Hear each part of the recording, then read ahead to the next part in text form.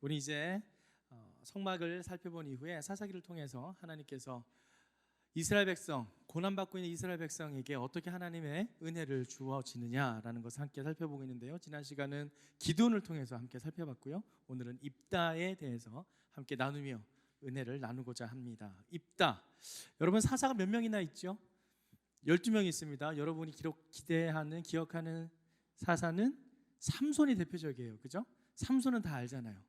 뭔가 머리카락 길고 뭐 무너뜨려서 몇천 명을 죽이고, 그죠? 그건 아는데 삼손 외에도 많이 있습니다. 온네엘, 에훗, 상갈, 도브라, 기드온이 있고요. 그리고 돌라야엘, 입다, 입산, 입단, 엘론, 압돈, 그리고 마지막 삼손이에요. 삼손이 마지막이고 그 앞에 11명에 되는 많은 사람들이 있어요. 그 중에 지난 시간에 우리가 기드온을 봤고 오늘은 입다에서 살펴볼 건데, 앞에서 살펴봤던 그 기드온은 하나님께서 그를 사사로 부르시는 특별한 부르심이 있었고, 또 다른 부르심과는 다르게 그가 하나님 앞에 확인하는 작업을 거치는 독특함이 있었습니다. 그런데 오늘 우리가 살펴보니 입다는 다른 앞의 사사들과는 다른, 정말 다른 부르심에 응답하는 모습을 보여줍니다. 그는 어떻게 하나님 앞에 나아갔는가, 오늘 본문을 통해서 우리에게 주시는 두 가지 영적 교훈에 대해서 함께 나눠보고자 합니다. 먼저 첫 번째 영적 교훈인데요, 자막을 통해 함께 읽겠습니다. 시작. 비전은 나의 목표가 아닌 나를 통해 이루실 하나님의 뜻입니다. 비전은 나의 뜻이 아니라 나를 통해서 이루어 가실 하나님의 뜻이다. 이걸 잘 적어 놓으시기 바랍니다. 사람들이 착각을 해요. 내가 꿈을 꾸고 내가 꿈꿀 것을 하나님께 드려서 영광 돌리는 게 마치 하나님의 비전을 향해 나가는 것이라고 생각하는데 전혀 그렇지 않습니다. 오늘 입다의 모습을 통해서 먼저 우리가 함께 이 모습을 살펴볼게요. 자, 입다가 여러분에게 낯설기 때문에 어떤 일이 있었는지 오늘 본문을 살펴보기 위해서는 먼저 그 배경에 대한 이해가 필요한데요. 어떤 배경이 있었는가? 10장에 보면 이런 내용이 있는데요. 10장 말씀을 함께 읽겠습니다. 10장 7절에서 8절 말씀입니다. 시작. 여호와의 분노가 이스라엘을 향해 불타올랐습니다. 그분은 블레셋 사람들과 암몬 자손의 손에 그들을 팔아 넘기셨습니다. 그들은 그 해부터 이스라엘 자손을 괴롭히고 못살게 굴었습니다. 그들은 요단강 건너 아모리 사람의 땅, 곧 길르앗에 사는 모든 이스라엘 자손을 18년 동안 괴롭혔습니다. 자, 기드온 이후에 또 다른 사사들이 통치를 합니다. 바로 아까 얘기했던 돌라와 야일이라는 사람들이 통치를 하죠. 23년이 지나고 22년, 약 45년이라는 시간이 지나요. 반세기의 역사가 지납니다. 반세기면 어마어마한 시간이에요. 긴 시간 동안에 평화가 이루어집니다. 어떤 평화인가? 이방 민족으로부터 침입이 전혀 없었어요. 그런데 그때 45년이 지나자 다시 이스라엘 백성은 하나님 앞에 죄를 짓기 시작합니다. 어떤 죄였을까요? 단 하나예요. 그들은 또 하나님을 떠나는 겁니다. 그들의 평화가 찾아오니까 다 마음이 놓여진 거예요. 우리 이제 다시 내 마음대로 해도 되겠구나 라는 생각이 들자 그들은 다시 하나님을 떠나서 다른 우상신을 섬기기 시작합니다. 그러자 하나님께서는 그들을 다시 이방 민족에게 붙여주십니다. 그래서 하나님의 노여움을 사게 되는데요. 그래서 아까 우리가 읽었던 8절 말씀에서처럼 아모리 사람, 곧 길르앗에 사는 모든 이스라엘 자손을 18년 동안 괴롭힘을 당하는 일이 일어나게 됩니다. 18년 동안의 고통. 자, 이 고통을 받게 되자 하나님께서는 그들에게 고통을 주는 게 목적이 아니거든요. 엄마가 자식들에게 맛있는 걸 먹여주고 싶어 하지 독을 주겠습니까? 전혀 그렇지 않아요. 하나님도 마찬가지입니다. 이스라엘 백성들이 고통스러워하는 그 모습을 보고 하나님께서는 어떤 마음이 드셨는가? 하나님의 마음이 단적으로 표현된 글이 있습니다. 바로 10장 아랫부분인데요. 함께 읽겠습니다. 10장 16절 말씀입니다. 16절 말씀 함께 읽겠습니다. 시작. 여호와께서는 이스라엘의 고통을 보시고 슬퍼하셨습니다. 여러분, 이스라엘 백성들이 누가 잘못을 했죠? 그들이 하나님을 떠났습니다. 그들이 하나님을 떠나서 하나님께서 그를 벌을 내렸는데 그 벌을 받으면서 고통스러워하는 모습을 보자 누가 슬퍼합니까? 하나님이 슬퍼하세요. 하나님의 마음, 그 하나님의 마음은 그들이 고통받는 데 뜻이 있는 것이 아니라 그들이 하나님께 돌아오는데, 하나님의 구원을 경험하는 데 있었다라는 사실입니다. 고통받는 이스라엘을 즐거워하지 않습니다. 고통받는 이스라엘을 보고 슬퍼하십니다. 하나님의 뜻은 그들을 구원하고 하나님의 품 안에서 진정한 평화를 누리게 하는 것이 하나님의 뜻이기 때문입니다. 자, 이런 상황 속에 이제 하나님께서는 그 고통당하는 이스라엘을 다시 구원하고자 그들에게 진정한 평화를 주고자 사사를 세웁니다. 그게 바로 우리가 읽은 오늘 11장 본문 말씀인데요. 다시 한번 4절에서 6절까지 우리가 아까 읽었던 말씀을 다시 한번 읽겠습니다. 4절에서 6절 말씀 읽겠습니다. 시작. 얼마 후 암몬 족속이 이스라엘과 전쟁을 일으켰습니다. 그렇게 암몬 족속이 이스라엘과 전쟁을 일으키자 길르앗의 장로들은 돕당으로 입다를 데리러 갔습니다. 그들이 입다에게 말했습니다. 우리가 암몬 족속과 싸우려는데 당신이 와서 우리 대장이 돼 주십시오. 자, 등장인물이 누구누구 등장하죠? 길르앗의 장로들이 등장하고요. 그리고 입다가 등장을 합니다. 자, 길르앗의 장로들과 입다, 이들은 당시의 리더급이라고 보시면 되는데요. 자, 입다를 찾아간 길르앗 장로들, 그들이 뭘 물어보는가? 6절 말씀에 보면 우리가 암몬 족속과 싸우려는데 당신이 와서 우리 대장이 되어 달라고 이야기를 합니다. 전쟁이 터지고 암몬 족속과 싸움에 필요한 장수를 구하려 누구를 찾아가는가? 입다를 찾아간 이유예요. 왜 입다를 찾아갔을까요? 아까 우리가 읽지는 않았지만 오늘 본문 앞부분에 보면 힌트를 찾을 수 있는데요. 11장 1절에 보면 이런 말이 있어요. 11장 1절 말씀 제가 읽어드릴게요. 길르앗 사람 입다는 용감한 사람이었습니다. 용감한 사람이에요. 입다는 용감한 사람이라고 하고요. 또 3절 말씀 후반부에 보면 또 이렇게 돼 있어요. 입다는 그곳에서 건달들과 함께 어울려 다녔습니다. 건달들과 함께 어울려 다녔다. 무슨 뜻일까요? 용감하고 건달들과 어울려 다녔다. 힘 좀 꽤나 썼다는 얘기예요. 그 당시에 주먹 좀 쓰면서 좀 껌 좀 씹으면서, 우리말로 속된 말로 하면은 껌 좀 씹으면서 이렇게 다녔다는 사람이에요. 그래서 동네에서 이 입다라는 사람의 입지가 우리가 소위 말하는 건달 수준의, 깡패 수준의 싸움 잘하는 그런 사람이었다는 거죠. 막상 암몬 이방인들이 쳐들어오니까 싸움을 잘하고 힘센 사람이 필요했던 거예요. 왜요? 실제로 싸워야 되니까, 무찔러야 되니까. 근데 마땅히 그 길르앗 지방에 장수가 없는데 살펴보니 옛날에 입다라는 애가 있었는데 걔가 건달들과 놀면서 용감하고 싸움을 잘했는데 야, 걔를 한번 찾아가 보자 하면서 누가 찾아갔는가? 길르앗 장로들이 찾아갔다라는 겁니다. 자, 사랑하는 다윗 공동체 여러분, 뭔가 이상한 거 느껴지지 않으세요? 지금 앞부분에 우리가 기드온이라든지 온니엘, 에훗, 상갈, 드보라, 기드온까지는 그들이 이방 민족에게 침입을 당했을 때 어떻게 그들이 반응했나요? 먼저 하나님을 찾았습니다. 하나님 어떻게 해야 됩니까? 하나님 우리를 도와주십시오. 우리가 어떤 방법으로 이들을 처리해야 됩니까?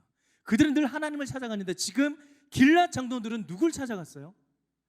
사람을 찾아갑니다. 그리고 그 사람도 어떤 사람인가? 자기들이 생각했을 때 저 사람은 싸울만하다, 우리의 우두머리가 돼서 힘 좀 썰줄 사람이다 라고 생각되는, 자기들의 판단에 맞는 사람을 찾아간 겁니다. 하나님이 없습니다. 자, 그렇게 하나님이 없는 상태에서 찾아갔을 때, 자, 이제 입다는 어떻게 반응을 했을까? 7절 말씀을 함께 읽겠습니다. 7절 말씀 시작. 그러자 입다가 길르앗의 장로들에게 말했습니다. 당신들이 나를 미워해서 내 아버지의 집에서 쫓아내지 않았습니까? 그런데 이제 당신들이 어렵게 됐다고 나를 찾아오는 겁니까? 이거 무슨 말일까요? 지금 입다가 자기한테 대장이 돼달라고, 우두머리가 돼달라고 찾아왔으면 내가 막 이렇게 좀 어깨가 으스거리면서 좋아할 법한 한데 딴소리를 하고 있어요. 당신들이 나 쫓아내놓고 왜 지금 이제 와서 나한테 도와달라 그래? 당신들 뭐야? 이러면서 따지기 시작합니다. 이렇게 따졌던 이유가 무엇일까? 또 이것도 앞부분에 본문에 나와 있습니다. 11장 2절 말씀 앞부분에 보면 이렇게 기록되어 있는데요. 제가 읽어드릴게요. 길르앗의 아내도 그에게 아들들을 낳아주었는데 그들은 어른이 되고 난 후 입다를 쫓아내며 말했습니다. 너는 다른 여자의 아들이기에 우리 아버지의 유산을 돌려받을 수 없다. 이해되세요? 입다의 출생 비밀이 있었던 겁니다. 그들은 배다른 어머니에게서 태어남으로 인해서 먼저 태어난 형제들에게 무시를 받고 쫓겨난 사람이라는 겁니다. 힘이 세고 용감했고 건달들과 잘 어울려다니면서 싸움을 잘했던 그 입다는 그 지역의 형들에게, 자기의 배다른 형제들에게 무시를 당하며 쫓겨난 거예요. 자, 그의 마음 가운데 깊은 상처가 자리하고 있었습니다. 형제들로부터, 고향 땅에서부터 버림받았다라는 상처, 그 상처가 있자 길앗 장로들이 찾아왔을 때 너무나 어이가 없었던 거죠. 황당했던 거예요. 아니, 자기들이 어려워지니까 이제 나를 찾네? 그래서 7절 말씀처럼 자신의 지난 과거에 대한 상처를 불만으로 표출한 것입니다. 자, 그랬더니 이젠 장로들이 또 이렇게 이야기를 합니다. 8절 말씀 읽어볼게요. 8절 말씀 시작. 길르앗의 장로들이 입다에게 말했습니다. 우리가 이제 당신에게로 돌아왔습니다. 당신이 우리와 함께 가서 암몬 족속과 싸워 주십시오. 그렇게 해주신다면 당신은 우리 모든 길르앗 사람들의 우두머리가 될 것입니다. 간절히 청원을 합니다. 간절히 부탁합니다. 뭐가 되달라고? 우리의 우두머리가 되어달라고 간절히 부탁합니다.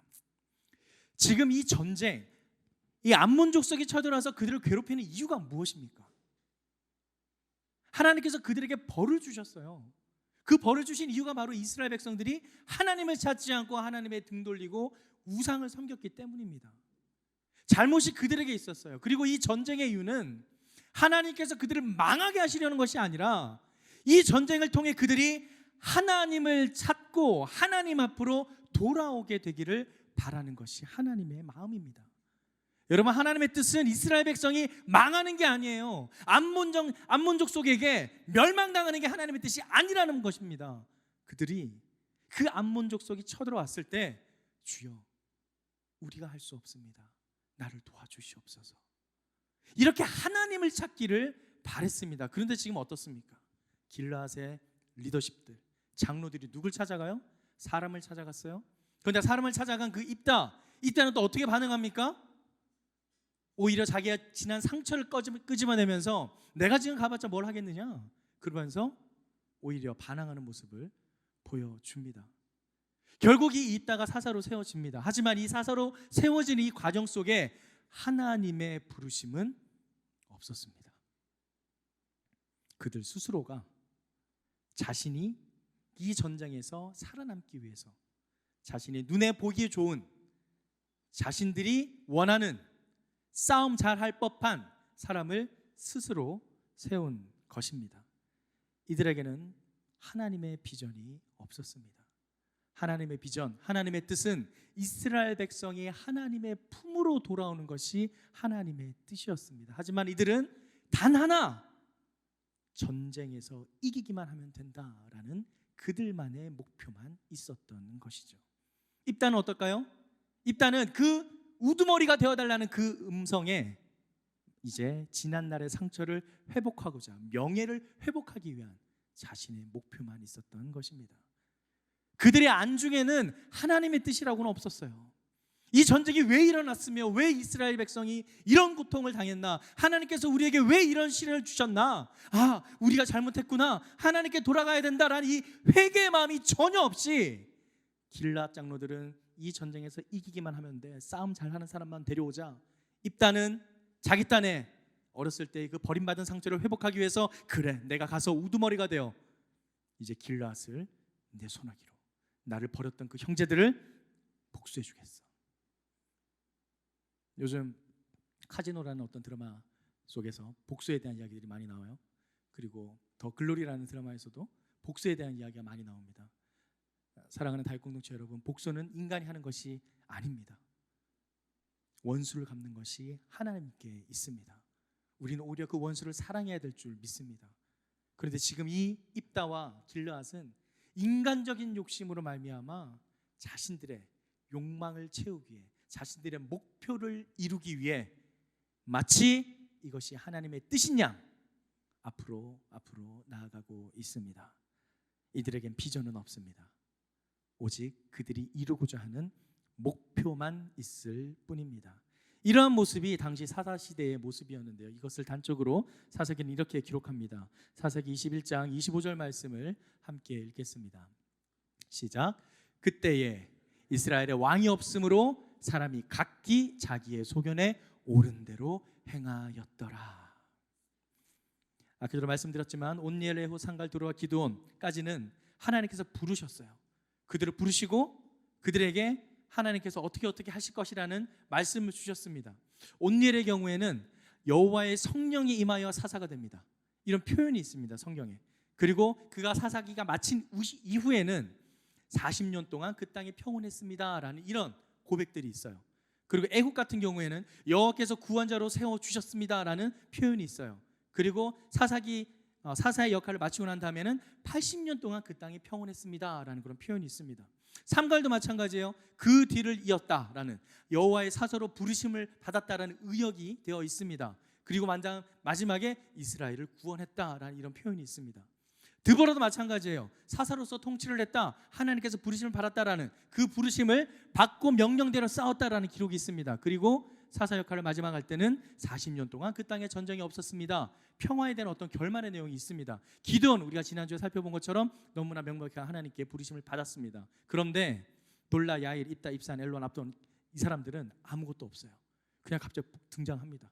돌라가 뭐 몇 년을 통치했다가, 입다가 몇 년을 통치했다가, 입산, 엘론, 압돈 마찬가지입니다. 그 뒤를 이어서 누가 통치했다, 그 뒤를 이어서 누가 통치했다, 7년 동안 다스렸다, 몇 년 동안 다스렸다, 이렇게만 표현되어 있지, 아까 제가 읽어드린 앞부분에 있는 사람들, 온니엘, 에훗, 상갈, 드보라, 기드온, 이 5명처럼 몇 년 동안 이스라엘이 평안했습니다, 몇 년 동안 평화로웠습니다, 이스라엘을 구원했습니다, 이런 결론적인 말이 전혀 없습니다.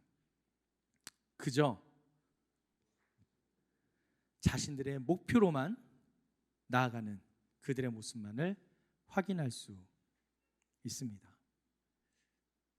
사랑하는 다윗 공동체 여러분, 비전은 나의 목표가 아닌 나를 통해 이루실 하나님의 뜻입니다.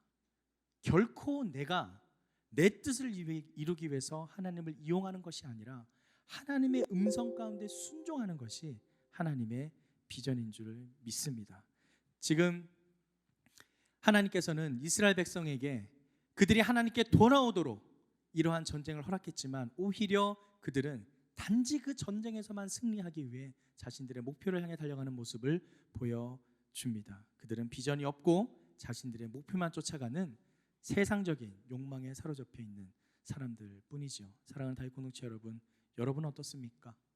나는 지금 나의 목표를 따르고 있습니까? 아니면 정말 하나님의 음성에 순종하여 하나님의 비전을 쫓고 있습니까? 나는 하나님의 비전은 있기는 있습니까? 성경에 보면 이 비전을 따라가는 여러 사람들이 기록되어 있지만 대표적인 분이 바로 우리 예수님이십니다. 예수님께서 이 땅에 오신 목적은 단 하나입니다. 죽기 위해서 오셨습니다. 태어날 때부터 이미 죽음을 예고된 삶을 살아가십니다. 이미 그가 이 땅에서 살아가는 모든 공생의 삶은 그 목표 하나를 위해 달려갑니다. 죽기 위해서.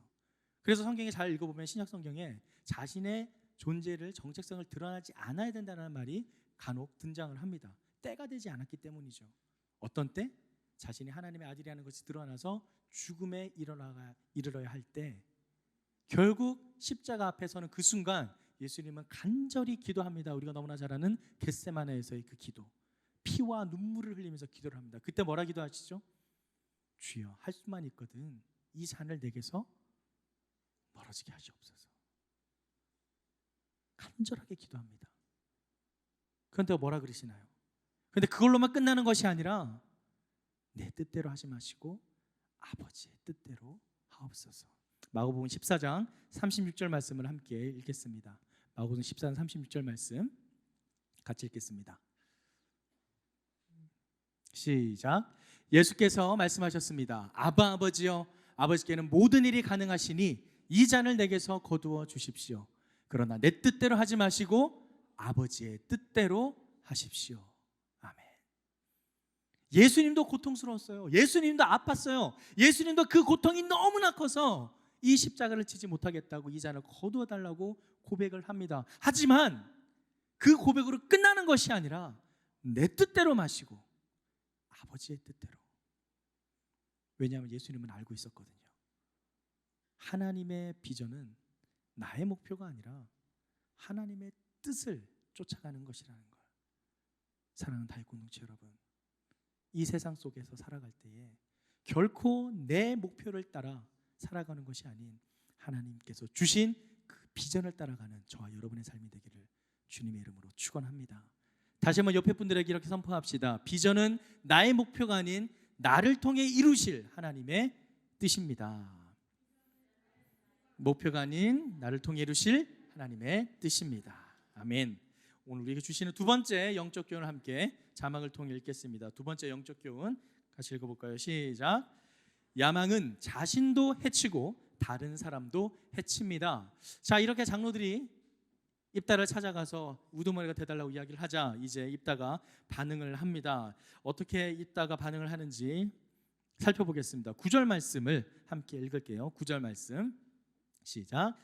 입다가 길르앗의 장로들에게 말했습니다. 정말로 내가 다시 돌아가 암몬 족속과 싸우고 또한 여호와께서 내게 그들을 넘겨주신다면 내가 당신들의 우두머리가 된다는 것입니까?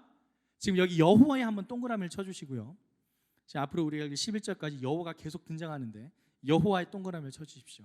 지금 뭔가를 확인을 해요. 다 들었단 말인데 지금 들었던 말을 누구의 입을 통해서 확인을 하냐면 여호와의 이름을 빌려서 재확인을 합니다. 어떻게 해요? 우두머리가 된다 그런 말을 누가 한 거예요? 하나님께서 시키신 겁니까? 아니에요. 길르앗의 장로들이 와서 우리의 우두머리가 되달라고 했지 거기에 하나님이라는 이름은 아예 부르지도 않았습니다. 그런데 지금 입다는 장로들이 부른 우두머리라는 그 자리를 어떤 이름으로 포장을 하느냐? 9절 마지막 하반부에 여호와께서 내게 그들을 넘겨주시는 내가 당신들의 우두머리가 된다는 겁니까? 포장을 합니다. 여호와로. 길르앗 장로들은 그냥 우리의 우두머리가 되달라고 했지 뭐 여호와 하나님께서 당신을 기름 부으셨으니 당신이 우리의 우두머리가 되어 주세요 이렇게 말한 적이 없습니다. 근데 지금 포장을 하고 있어요. 10절 말씀도 볼까요? 10절 말씀 같이 읽어보겠습니다. 시작. 길르앗의 장로들이 입다에게 말했습니다. 여호와께서 우리 사이에 증인이 되실 것입니다. 우리가 당신이 말한 대로 꼭 그렇게 할 것입니다. 여호와가 등장을 해요. 또 이제 길르앗 장로들이 아차 싶었던 거예요. 입다의 말을 들어보니까 맞네, 그래, 여호와 하나님. 이 전까지 그들이 입다를 찾아와서 우두머리가 되달라고 할 때까지는 기도도 한 번 하지 않았고 여호와를 한 번도 찾지 않았던 그들이 지금 입다 입에서 여호와라는 포장이 나오니까 왠지 그럴싸해 보이는 거죠. 뭔가 좀 있어 보이는 거죠. 그래서 그들도 포장을 합니다. 어떻게 해요? 여호와께서 우리 사이에 증인이 되주실 겁니다. 여호와의 이름을 빌려서 증인을 삼고 있어요. 이미 자기들끼리는 다 계약이 끝났으면서 늦게 와서 이제야 여호와를 찾고 있습니다. 마지막 11절 같이 읽어볼까요? 11절 말씀 같이 읽겠습니다. 시작. 그래서 입다는 길르앗의 장로들과 함께 갔고 백성들은 그를 자기들의 우두머리로 대장으로 세웠습니다. 미스바에서 입다는 여호와 앞에서 자기의 모든 말들을 고했습니다. 다시 또 여호와가 등장합니다. 지금 여호와가 어디에 등장해요?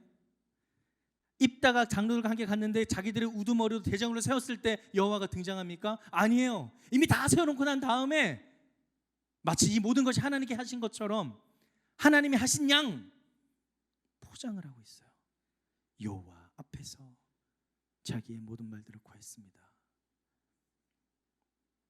자신의 야망을 이루기 위해 하나님의 이름을 이용하고 있는 모습입니다. 사랑하는 다윗 공동체 여러분, 야망에 사로잡히면 그 야망을 이루기 위해 하나님까지도 이용하는 것이 우리 인간입니다. 제가 처음에 말씀드린 것처럼 인간이 생각하는 것은 악해요. 악할 수밖에 없어요. 선한 것이 없습니다.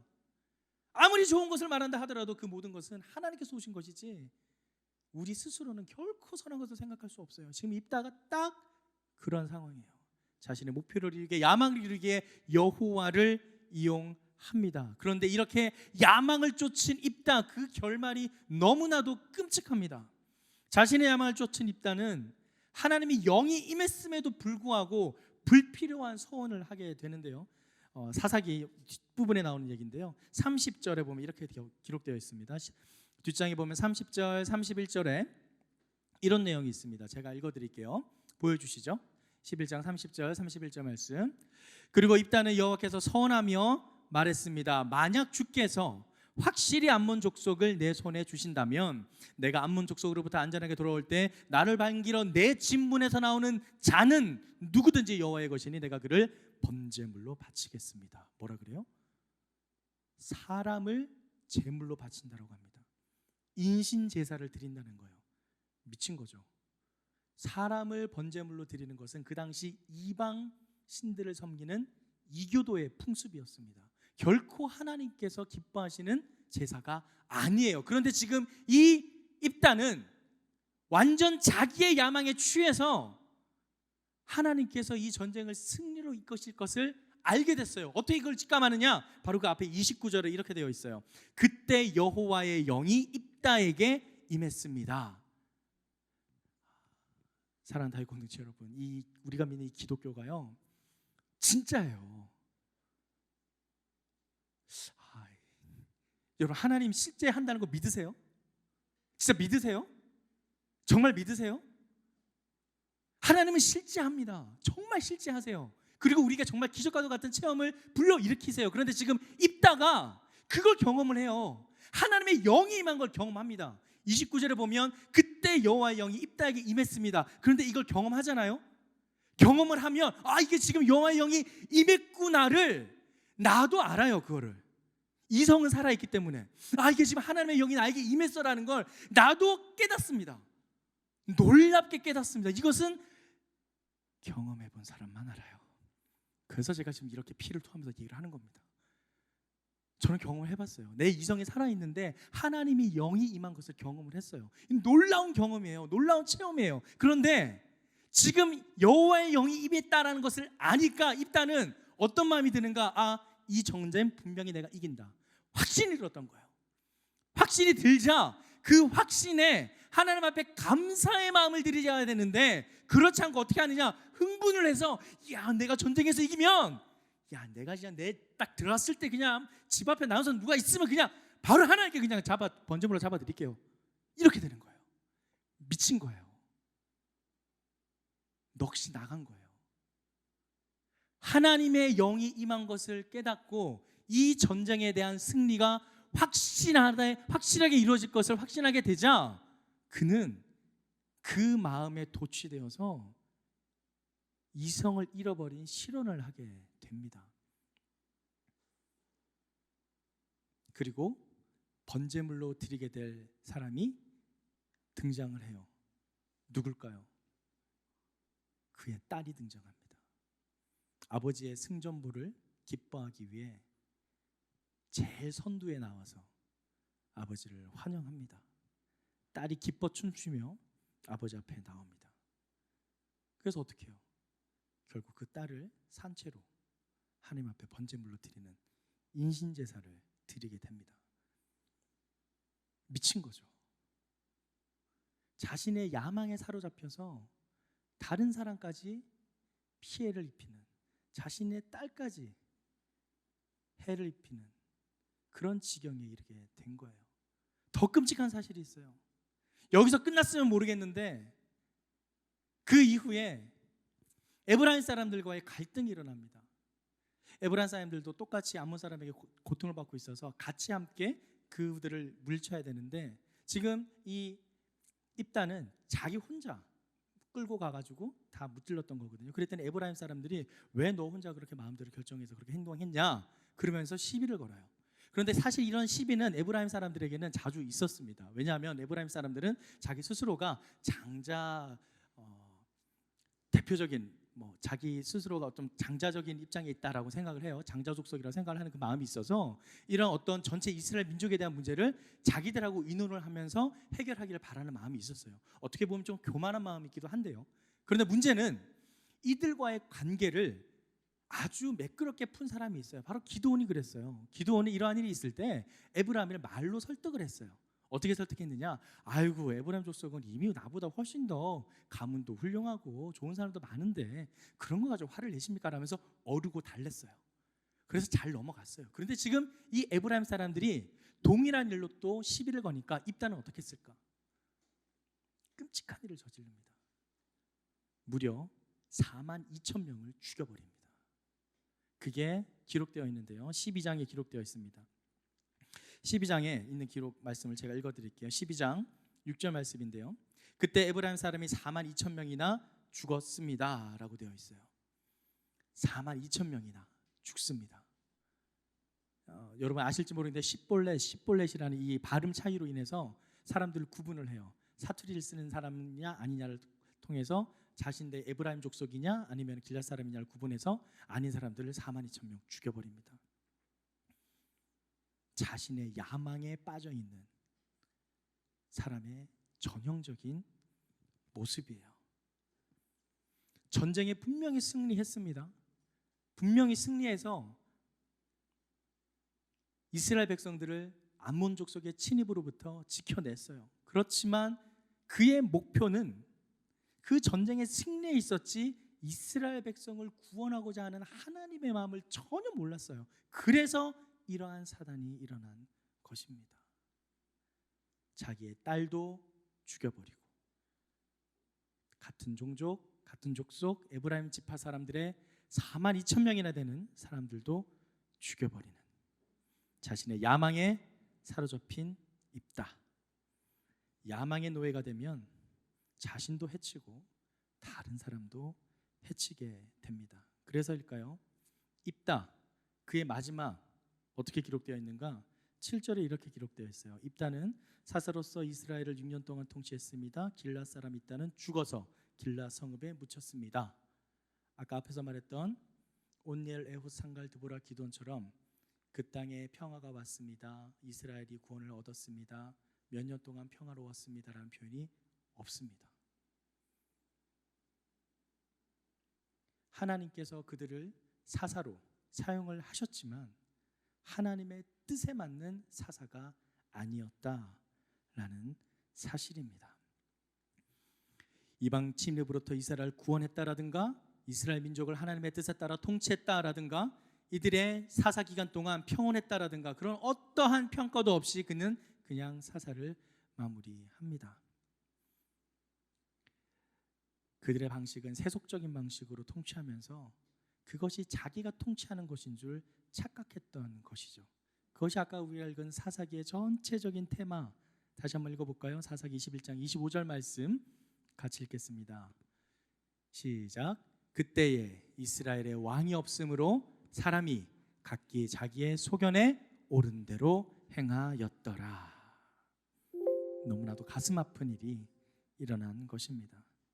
이들은 깨달아야 됐어요. 그들이 평화의 시기를 누릴 때 아까 돌라 야일이 45년 동안 다스렸다 했었잖아요.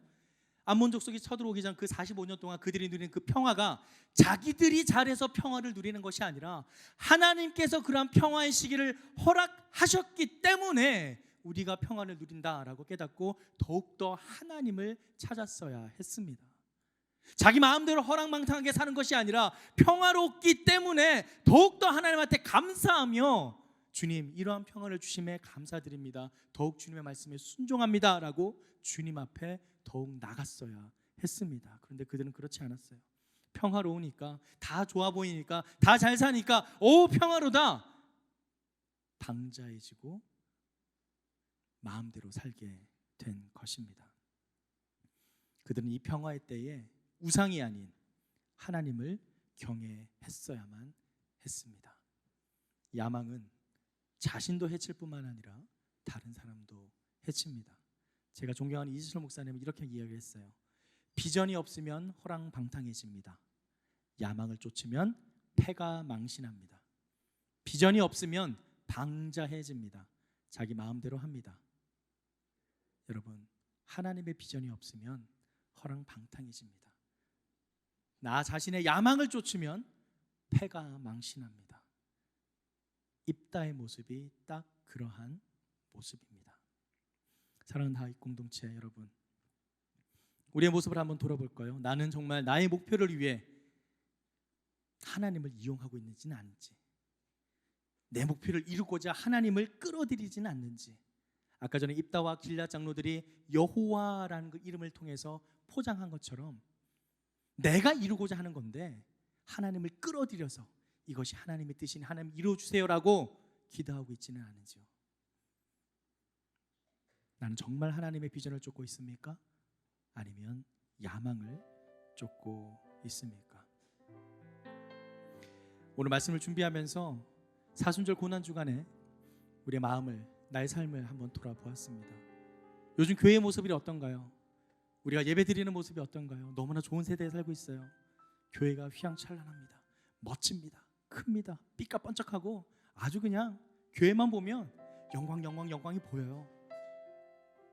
사람들도 뭔가 좀 깨끗한 곳, 좋은 곳에 가서 예배를 드리고 싶어하는 것 같습니다. 그런 마음이 다 나쁘다고 어떻게 말할 수는 없지만, 여하튼 지금 우리 눈에 보이는 교회는 마치 건물이 그 교회 전부인 것처럼 느껴지는 시대에 살고 있습니다. 하지만 예수님은 그러한 교회를 꿈꾸지 않았습니다.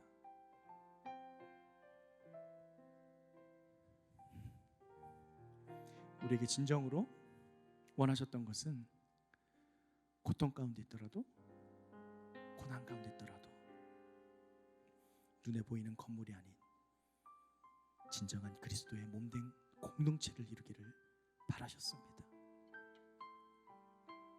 여러분, 영광의 흔적을 쫓으시나요?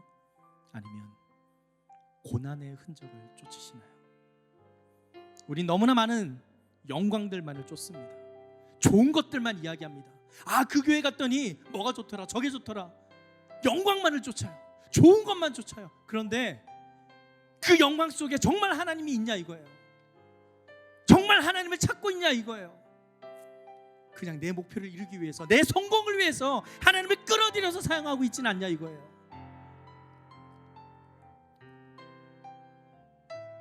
기독교가 힘이 있었던 이유는 바로 고난 가운데 있었기 때문입니다. 이전에 이미 소천하신 이어령 교수, 여러분 아시는지 모르겠는데 우리나라의 지성이라고 불리는 아주 위대한 언론인이셨죠. 그분이 한 강연에서 이러한 고백을 했다라고 합니다. 그가 예수님을 믿기 전이에요. 물론 이제 나중에 자신의 딸로 인해서 믿음을 갖게 되고 또 예수 그리스도를 전적으로 믿게 됐는데, 예수를 믿기 전에 강연에서 이러한 이야기를 했다고 합니다. 제가 읽어드리겠습니다. 도마는 예수님이 부활하셨다는 제자들의 말을 믿지 않았지요. 8일 후에 다시 제자들을 찾아오신 예수님께서 여전히 의심하는 도마에게 부활의 증거로 고난의 자국을 보여주셨습니다. 손바닥에 난 목자국, 옆구리의 창자국이 부활의 증거였죠. 오늘날 고난의 자국을 보여주는 교회가 있다면 제게 소개시켜 주십시오. 저는 기꺼이 그 교회의 교인이 되겠습니다. 오늘날 교회와 교인들은 모두 영광의 자국만을 보여줍니다. 출세의 자국만을 자랑합니다. 제가 성경을 읽고 제가 이해한 예수님과는 너무나도 멉니다.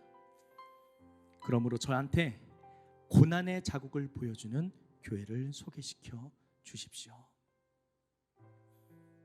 우리의 자랑은 세상 사람들도 탐복할 만한 영광이 아니라 예수 그리스도가 걸어가신 그 십자가의 고난에 기려야 하는 줄 믿습니다. 이스라엘 백성들이 고통당했던 이유, 하나님을 떠나 다른 우상을 섬겼기 때문에 그가 벌을 받았고, 그들을 구원하고자 하는 것이 하나님의 뜻이었으며, 하나님의 비전은 그들의 멸망이 아니라 그들이 하나님의 품에 돌아오는 것에 있었다라는 것. 그리고 그것을 이루기 위해 하나님은 사사들을 세우셨지만, 사사들은 자신의 목표를 이루기 위해 오히려 하나님을 거꾸로 이용해서 자신의 야망으로 나아갔다는 것. 이러한 모습 속에 여러분 각자의 삶은 어떻게 살아가야 될지 결단하시기 바랍니다. 세상의 영광을 위해, 또 글로리 그 영광을 위해 하나님을 끌어들여 나의 야망을 이룰 것이냐, 아니면 예수님이 걸어가신 비아돌로로사 그 고난의 길 가운데 진정한 하나님의 뜻과 비전을 이루기 위해서 살아갈 것이냐. 비전은 나의 목표가 아닌 나를 통해 이루시고자 하는 하나님의 뜻입니다. 야망은 자신도 해치고 다른 사람도 해칩니다. 사랑하는 다윗 공동체 여러분, 오직 여호와 하나님만을 바라보시기를 간절히 축복합니다. 여호수아 말씀을 읽고 마무리하겠습니다. 여호와 말씀 24장 14절 15절에 이렇게 기록되어 있는데 우리의 믿음의 고백으로 함께 선포하며 함께 읽겠습니다. 시작. 그러므로 이제 너희는 여호와를 경외하고 성실하고 진실하게 그분을 섬기라.